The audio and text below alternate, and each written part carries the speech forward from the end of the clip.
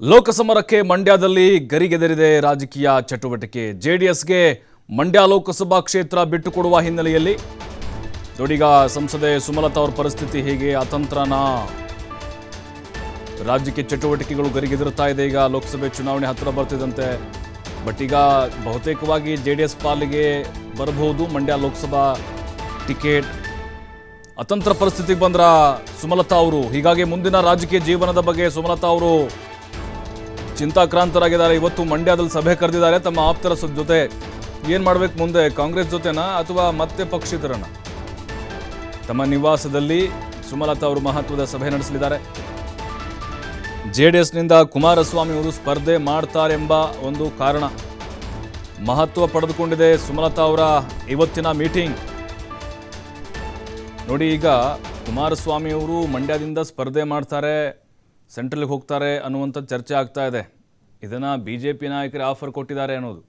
ಕುಮಾರಸ್ವಾಮಿ ಹೇಳ್ತಿದ್ದಾರೆ ಇಲ್ಲ ನಾನು ಅಂಥ ನಿರ್ಧಾರವನ್ನು ಇನ್ನೂ ಮಾಡಿಲ್ಲ, ಬಟ್ ಚರ್ಚೆ ಅಂತರೂ ಆಗಿದೆ ಅಂತ ಹೇಳೋಕ್ಕಾಗಲ್ಲ. ಏನು ಬೇಕಾದರೂ ಆಗ್ಬೋದು. ಯಾಕಂದರೆ JDSಗೆ ಬಹುತೇಕವಾಗಿ ಮಂಡ್ಯ ಲೋಕಸಭಾ ಕ್ಷೇತ್ರದ ಟಿಕೆಟ್ ಸಿಗಬಹುದು ಈ ಸೀಟು ಹಂಚಿಕೆ ವಿಚಾರಕ್ಕೆ ಸಂಬಂಧಪಟ್ಟಂತೆ.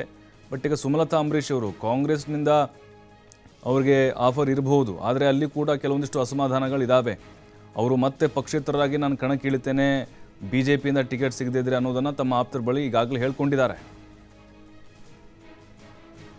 ಮತ್ತಷ್ಟು ಮಾಹಿತಿ ಶಿವಕುಮಾರ್ ನೀಡ್ತಾರೆ. ಶಿವಕುಮಾರ್, ಈಗ ಬಹುತೇಕವಾಗಿ ಫಿಕ್ಸ್ ಅಂತಲೇ ಅಂದ್ಕೊಳ್ಳೋಣ JDS ಪಾಲಿಗೆ ಮಂಡ್ಯ ಲೋಕಸಭಾ ಟಿಕೆಟು. ಹಾಗಾದರೆ ಈ ಕಡೆ ಕಾಂಗ್ರೆಸ್ನಲ್ಲೂ ಕೂಡ ಕೆಲವೊಂದಿಷ್ಟು ವಿರೋಧ ಇದೆ. ಮತ್ತೆ ಪಕ್ಷೇತರವಾಗಿ ಕಣಕ್ಕಿಳಿಬಹುದಾ ಅಥವಾ BJPಯಲ್ಲೇ ಬೇರೆ ಕ್ಷೇತ್ರವನ್ನು ಹುಡ್ಕೊಳ್ಬೋದಾ? ಹೇಗಿರುತ್ತೆ ಇವರ ಮುಂದಿನ ನಿರ್ಧಾರಗಳು ಅಂತ? ಪ್ರಭು, ಮಂಡ್ಯ ಸಂಸದೆ ಸುಮಲತಾ ಅವರ ಈ ಬಾರಿಯ ಸ್ಪರ್ಧೆ ಸಾಕಷ್ಟು ಕುತೂಹಲವನ್ನ ಹುಟ್ಟು ಹಾಕ್ತಾ ಇದೆ. ಯಾಕೆಂದ್ರೆ ಈಗ ಪಕ್ಷೇತರ ಅಭ್ಯರ್ಥಿಯಾಗಿ ಗೆಲುವನ್ನ ಸಾಧಿಸಿದ್ರು. ತದನಂತರ BJP ಪಕ್ಷಕ್ಕೆ ಅಧಿಕೃತವಾಗಿ ಸೇರ್ಪಡೆಯಾಗಿದ್ದಾರೆ. ಹಾಗಾಗಿ BJP ಟಿಕೆಟ್ ಈ ಬಾರಿ ಸುಮಲತಾ ಅವ್ರಿಗೆ ಸಿಗ್ಬೇಕು.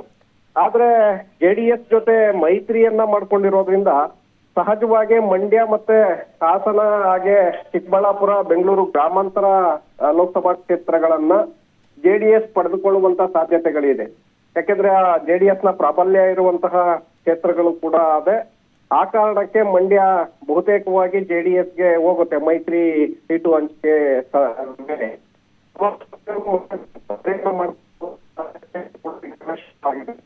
ಆ ಕಾರಣಕ್ಕೆ ಮಂಡ್ಯದಲ್ಲಿ ಸುಮಲತಾ ಅವ್ರಿಗೆ BJP ಟಿಕೆಟ್ ಬಹುತೇಕವಾಗಿ ಕೈ ತಪ್ಪುತ್ತೆ. ಈ ನಿಟ್ಟಿನಲ್ಲಿ ಏನ್ ಮಾಡ್ಬೇಕು, ಬೆಂಗಳೂರು ಉತ್ತರ ಲೋಕಸಭಾ ಕ್ಷೇತ್ರದಿಂದ ನಾನು ಸ್ಪರ್ಧೆಯನ್ನ ಮಾಡ್ಬೇಕಾ ಅಥವಾ ಮಂಡ್ಯದಲ್ಲೇ ನಾನು ಪಕ್ಷೇತರ ಅಭ್ಯರ್ಥಿಯಾಗಿ ಸ್ಪರ್ಧೆಯನ್ನ ಮಾಡ್ಬೇಕಾ ಅನ್ನುವಂತಹ ಗೊಂದಲ ಸುಮಲತಾ ಅವರಲ್ಲಿದೆ. ಈ ಕಡೆ ಕಾಂಗ್ರೆಸ್ ಪಕ್ಷಕ್ಕೆ ಬರೋದಕ್ಕೆ ಸಾಕಷ್ಟು ಪ್ರಯತ್ನವನ್ನು ಕೂಡ ಮುಂದುವರೆಸಿದ್ರು. ಆದ್ರೆ DK ಶಿವಕುಮಾರ್ ಅದಕ್ಕೆ ಒಪ್ಪಿಗೆಯನ್ನ ಕೊಡ್ತಾ ಇಲ್ಲ. ಸಿದ್ದರಾಮಯ್ಯನವರು ಓಕೆ ಅಂದ್ರು, DK ಶಿವಕುಮಾರ್ ಇನ್ನೂ ತಮ್ಮ ನಿಲುವನ್ನ ಸ್ಪಷ್ಟಪಡಿಸಿಲ್ಲ ಕಾಂಗ್ರೆಸ್ಗೆ ಕರೆತರುವಂತ ಬಗ್ಗೆ. ಸುಮಲತಾ ಅವ್ರಿಗೆ ಆಸೆ ಇದೆ ಕಾಂಗ್ರೆಸ್ಗೆ ಸೇರ್ಪಡೆ ಆಗ್ಬೇಕು, ಕಾಂಗ್ರೆಸ್ನಿಂದ ಅಲ್ಲಿ ಮಂಡ್ಯದಲ್ಲೇ ಸ್ಪರ್ಧೆಯನ್ನ ಮಾಡ್ಬೇಕು ಅನ್ನುವಂತ ಆಸೆಗಳಿದೆ. ಆದ್ರೆ ಸಾಧ್ಯ ಇಲ್ಲದ ಕಾರಣ ಈಗ ಇವತ್ತು ಅವರ ನಿವಾಸದಲ್ಲಿ ಮಧ್ಯಾಹ್ನ 3 ಗಂಟೆಗೆ ಮಹತ್ವದ ಸಭೆಯನ್ನ ಕರೆದಿದ್ದಾರೆ. ಮಂಡ್ಯ ಜಿಲ್ಲೆಯ ರಾಜಕಾರಣಿಗಳು ಹಾಗೆ ಅವರ ಆಪ್ತರು ಅವರ ಒಂದು ಸಭೆಯನ್ನ ನಡೆಸಲಿದ್ದಾರೆ. ಸಭೆಯಲ್ಲಿ ಚರ್ಚೆ ಆಗತ್ತೆ.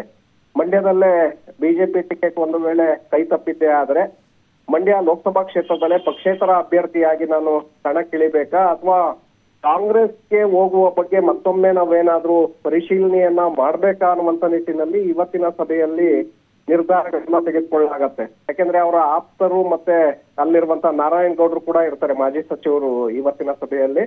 ಅವರ ಅಭಿಪ್ರಾಯಗಳನ್ನ ಪಡೆದು BJPಯಲ್ಲೇ ಇರ್ತಾದ್ರೆ ಏನ್ ಮಾಡ್ಬೇಕು, ನಾನು ಈ ಬಾರಿ ಸ್ಪರ್ಧೆಯನ್ನ ಮಾಡ್ಬೇಕಾ ಬೇಡವಾ ಅಥವಾ ಕಾಂಗ್ರೆಸ್ಗೆ ಹೋಗುವಂತಹ ಪ್ರಯತ್ನಗಳನ್ನ ಮುಂದುವರಿಸಬೇಕು, ಪಕ್ಷೇತರ ಅಭ್ಯರ್ಥಿಯಾಗಿ ನಾನು ಮಂಡ್ಯದಲ್ಲೇ ನಿಲ್ಬೇಕಾ ಅಥವಾ ಬೇರೆ ಕ್ಷೇತ್ರದಲ್ಲಿ BJP ಅಭ್ಯರ್ಥಿಯಾಗಿ ನಾನು ಸ್ಪರ್ಧೆಯನ್ನ ಮಾಡ್ಬೇಕಾ ಅನ್ನುವಂತ ಅಭಿಪ್ರಾಯಗಳನ್ನ ಇವತ್ತು ಆಪ್ತರ ಮೂಲಕ ಪಡೆದು ನಂತರ ಅಂತಿಮ ತೀರ್ಮಾನವನ್ನ ಮಾಡುವಂತ ಸಾಧ್ಯತೆಗಳಿದೆ. ಹಾಗಾಗಿ ಮಂಡ್ಯ ಜಿಲ್ಲಾ ರಾಜಕಾರಣ ಇವತ್ತು ರಾಜಧಾನಿಗೆ ಕಾಲಿಟ್ಟಿದೆ.